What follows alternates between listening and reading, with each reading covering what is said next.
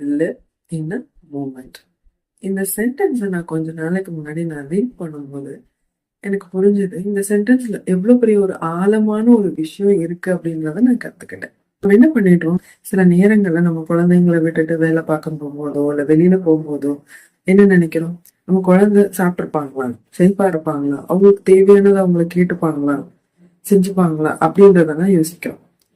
அதே நம்ம குழந்தைங்களோட இருக்கும்போது என்ன யோசிக்கிறோம், நம்ம அந்த வேலையை முடிச்சிட்டோமா, நம்ம செஞ்ச வேலை கரெக்டா இருக்குமா, அந்த வேலையை எப்போ முடிக்க போறோம், இந்த மாதிரி யோசிக்கிறோம். ஸோ அப்ப வேலை பார்க்குற இடத்துல குழந்தைங்களை பத்தி யோசிச்சுட்டு, வீட்டுல குழந்தைங்களோட இருக்கும்போது வேலை பார்க்குற இடத்தை பத்தி யோசிச்சுட்டு, ரெண்டு இடத்துலயும் நம்ம ப்ரெசென்டா இல்லாம ஒழுங்கா அந்த வேலை கரெக்டா முடியறதுக்கு டைம் எடுத்துக்கிறது. இப்ப நான் முடிவு பண்ணேன், நீ இந்த தப்பு பண்ணக்கூடாது, வேலை பார்க்கும்போது வேலையை பத்தி மட்டும் யோசிச்சு டக்குன்னு முடிச்சிரு.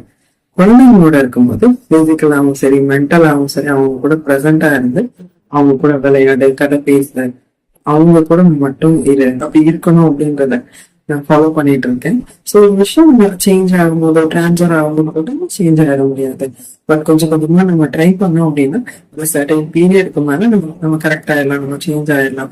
ஸோ நீங்களும் அதை ஃபாலோ பண்ணி பாருங்க. Live in a moment.